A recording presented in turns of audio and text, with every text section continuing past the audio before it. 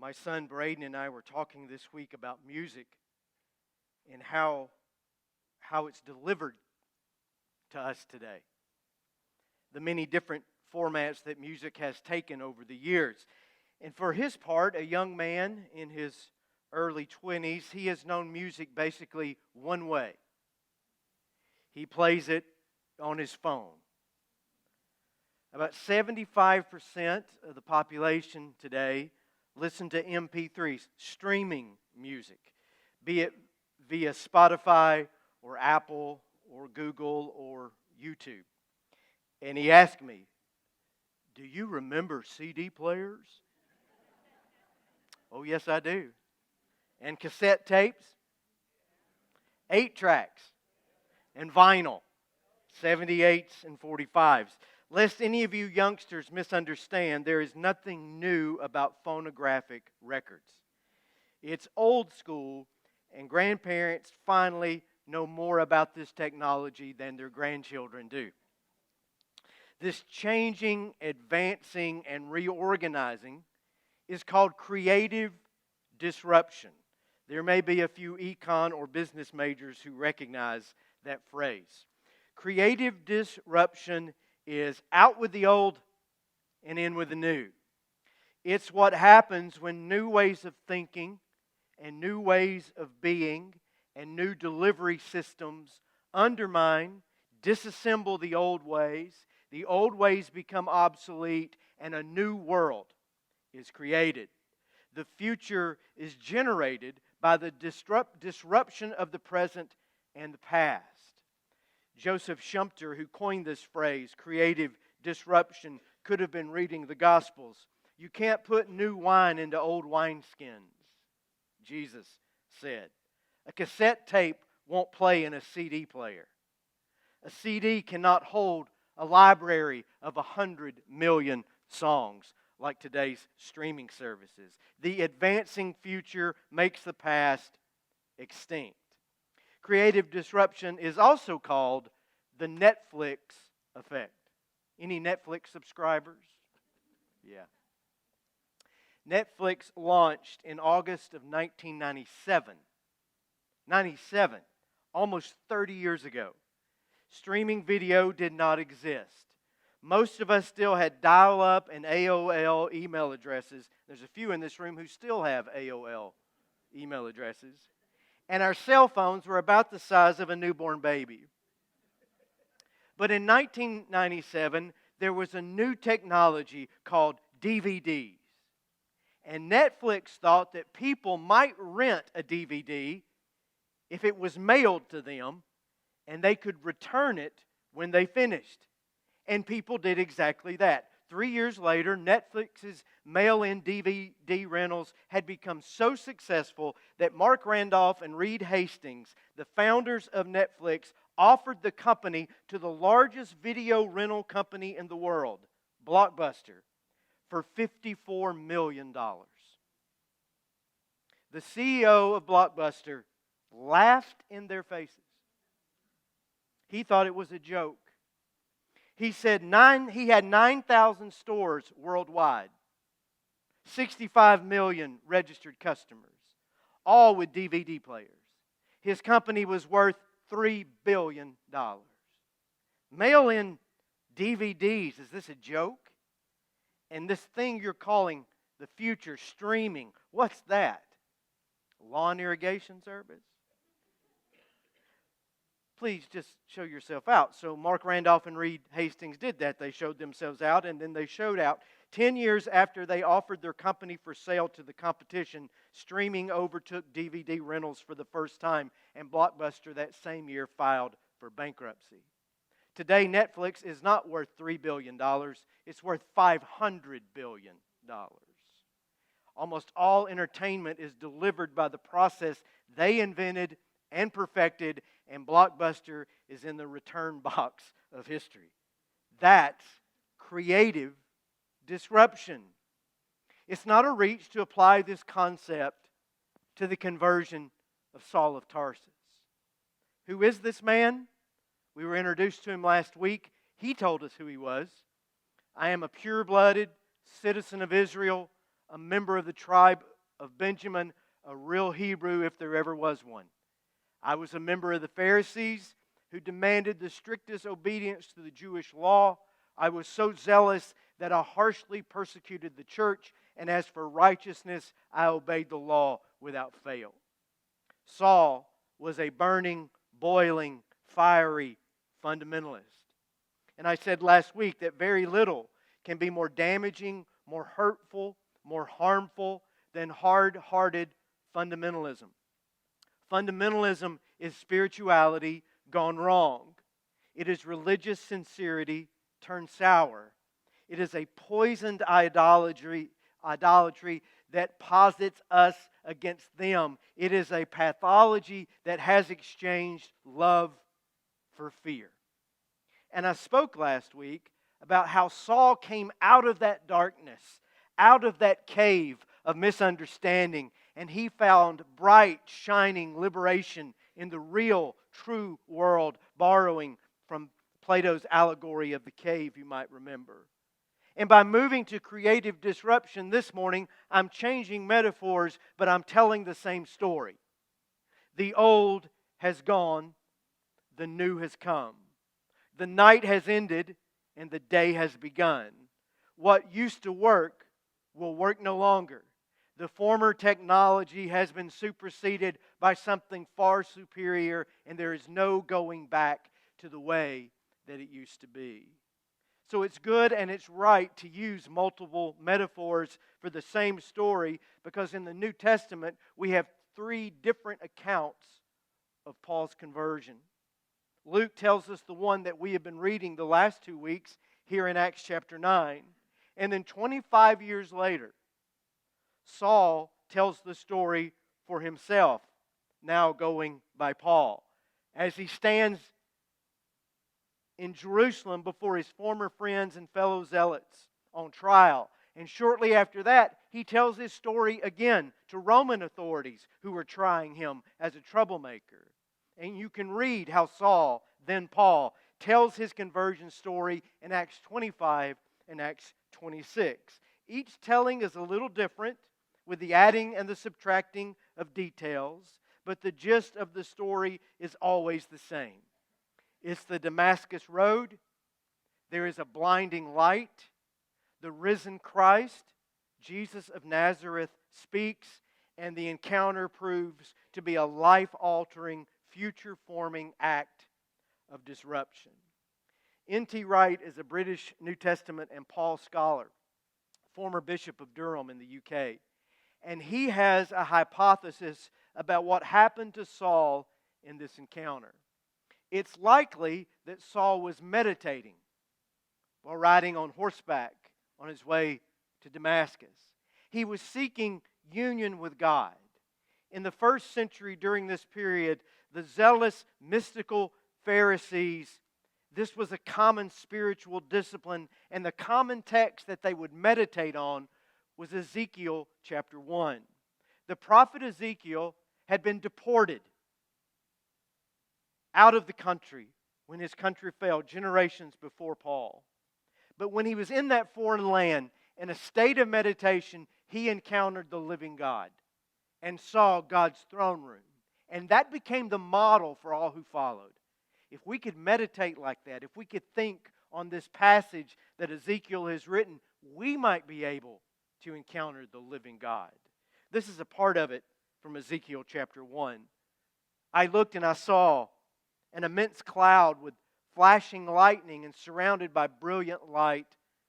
The center of the fire looked like glowing metal, and in the fire was what looked like 4 living creatures. Fire moved back and forth among them, wheels among wheels. It was bright, and lightning flashed out of it. When the creatures moved, I heard the sound of their wings, like the roar of rushing waters, like the voice of the Almighty.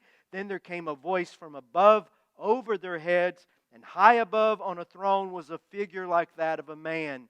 He looked like glowing metal, as if full of fire, and brilliant light surrounded him. Like a rainbow in the clouds on a rainy day, so was the radiance around him. This was the appearance of the likeness of the glory of the Lord. And when I saw it, I fell face down, and I heard the voice of one speaking. Now, Ezekiel was neither psychotic nor a witness to extraterrestrial activity. If you watch some of the history channels, I'm looking at you, Tim Riles. There are folks who take Ezekiel 1 and say, this is the first recorded encounter with a UFO. I won't go that far. It's a mystical experience of some sort. And he has such an experience that he can't even describe it. And it overwhelms his senses, and this becomes the pattern. So these Pharisees would meditate and envision in their mind this whirling combination of beings and rainbows and fire and thunder and lightning and wind and glory. And they would allow their mind's eye to climb the ladder of the whirling wheels until they reached that figure on the throne. And they prayed that they would have the same experience that Ezekiel had. That when their eyes finally got to the top of the throne, they would see God for themselves. They would crash into a heap and they would hear God's voice speak. Saul has this experience, but the problem is when he gets to the top of the throne and the voice speaks, it is Jesus of Nazareth. And he is completely disrupted. He would not have expected this in his wildest dreams. Now, you remember the old story, I think it's from India, about the blind men who all go to describe an elephant. Do you know this story? They had no idea what an elephant was, but all of them went out to investigate this creature nonetheless. An elephant is like a mighty tree in the forest, said the first man, because he had reached out and touched the elephant's leg. No, said the second man. An elephant is like a rope that ties a ship to shore, because this man had reached out and grabbed the elephant by the tail. No, the elephant is like a mighty fan to keep us cool, the third man said, because he had reached out and taken the elephant by the ear. And the fourth man was already running away screaming. He said an elephant is like a cobra, it's like a snake, because he had reached out and taken the trunk. So on and so forth. The blind men began to argue amongst themselves about what an elephant was and what an elephant was not. And it was heated. And finally a village elder came by and he said, "What are you arguing about?" And they said, "We cannot agree on what an elephant is." And then they each began to describe what they had experienced. And the village elder said, "There's no need to argue. All of you are right. The reason each of you is telling a different story is because each of you touched a different part of the elephant. But the elephant is so big and it has so many features that even if you could see, you wouldn't be able to describe it all." And they were relieved and there was no more fighting. We are much like those blind men when it comes to our spiritual, our religious experience. We only know what we know. We only know with blind eyes what it's like to reach into the dark, to reach out toward God, and we can describe to others what that experience is, but it is not the complete experience. One thing that will help us all stay out of fundamentalism is this: that anytime we make a statement of truth about God or about our faith or about our religion, that we do so with humility. Because we have to leave open the possibility that we could be wrong. I know that's hard for Christians to take, but we could be wrong, or at least incomplete. My experience is not like yours. Your experience is not like Saul of Tarsus. He had this remarkable, earth-shattering experience, completely undone by it. And he is completely changed by it. In spite of all of our experiences, we still can have those moments, can't we, of clarity? I can see clearly now the rain is gone, where God seems to break through into our world. He had to do that for Saul. Here is the Christian killer, the church persecutor, the Jesus denier, and the next thing you know, he's changed teams. He's out there preaching the good news and speaking of the risen Christ, acting very much the Christian and much less the fundamentalist. His experience was not the same as the other apostles, but it was life-changing in its effect. Read about the conversion of Bill Wilson, founder of Alcoholics Anonymous. He had no blinding Damascus Road experience when he came to what he declared as divine-led sobriety. No voices, no angels, no burning metal with rainbows and wheels within a wheel. Wilson was in Towns Hospital, December 1934. It was his fourth hospitalization for alcoholism. He was on the edge of losing his life, on the edge of losing his mind. Quote, "There I humbly offered myself to God, as I then understood God. I placed myself unreservedly under His care and direction. I admitted for the first time that of myself I was lost. I ruthlessly faced my failures and became willing to have my newfound friend," I love that, my newfound friend with a capital F, "take them away, root and branch." The effect was electric. There was a sense of victory, followed by such peace and serenity as I had never known. I felt lifted up as though the great clean wind of a mountaintop blew through and through. And Bill Wilson never took a drink again the rest of his life. Bill's doctor visited him the next day after this awakening, and Bill was completely different. And the doctor said to him, quote, "Whatever you've got, you better hang on to it.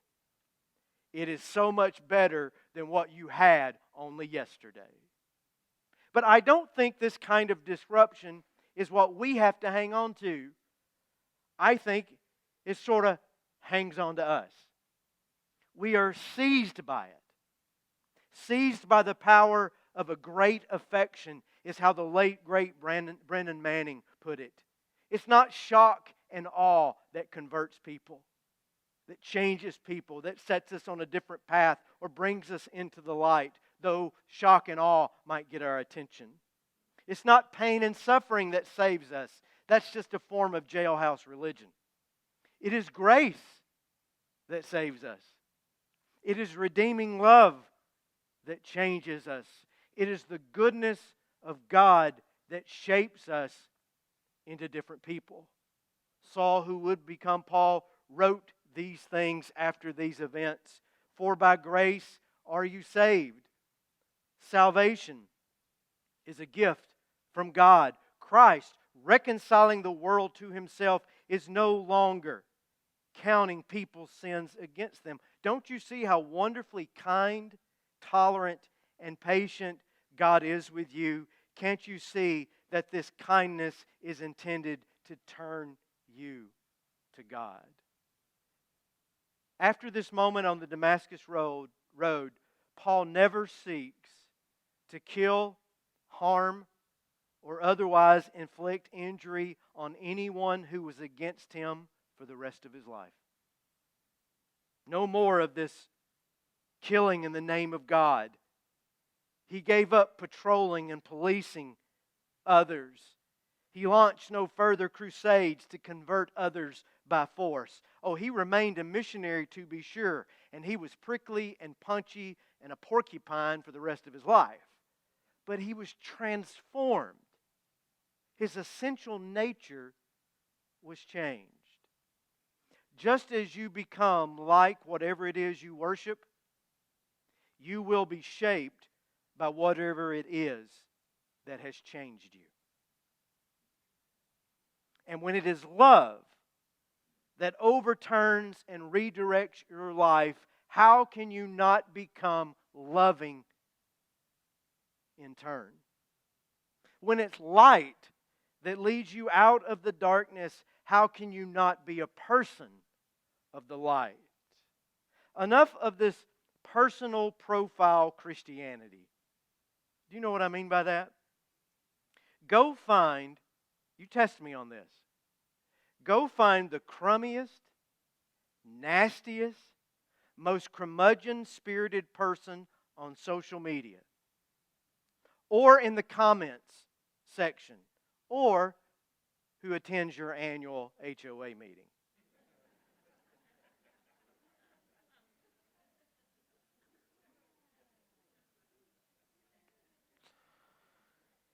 He or she will have a saved by grace declaration on their social media profile. They will have a I love Jesus, yes I do, how about you banner blazoned across the screen. They will be wearing that too blessed to be stressed t-shirt that you know I despise. And 9 out of 10 times they will be the meanest person in the whole room. Test me on this. They are exactly as Paul would describe them years later to Timothy. They are unloving and unforgiving. They slander others and have no self-control. They are cruel and hateful, reckless and puffed up with pride. They act religious, but they will reject the power that could make them godly. Stay away from people like that. That's good counsel. They have not had that spiritual awakening sourced in the redeeming love of God. They have yet to have their ways of living and being disrupted. They are simply using Jesus as a mascot, not as a model for how to live their lives.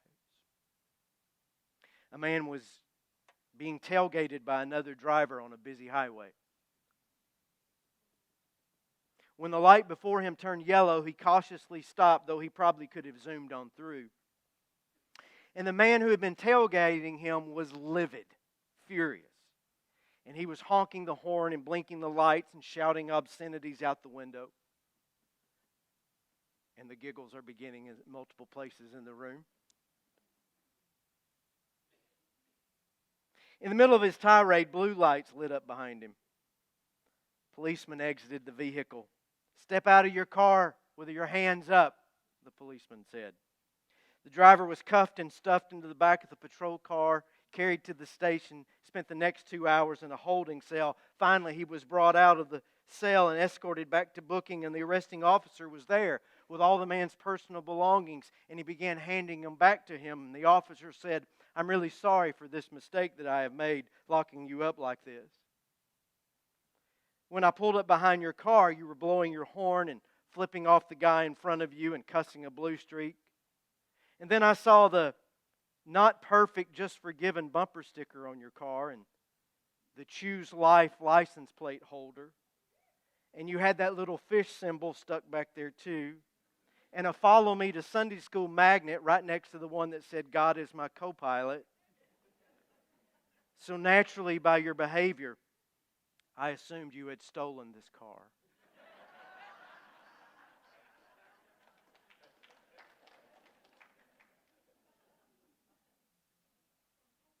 In the words of Clarence Jordan, "So now, let us leave this place and properly characterize ourselves as followers of Jesus."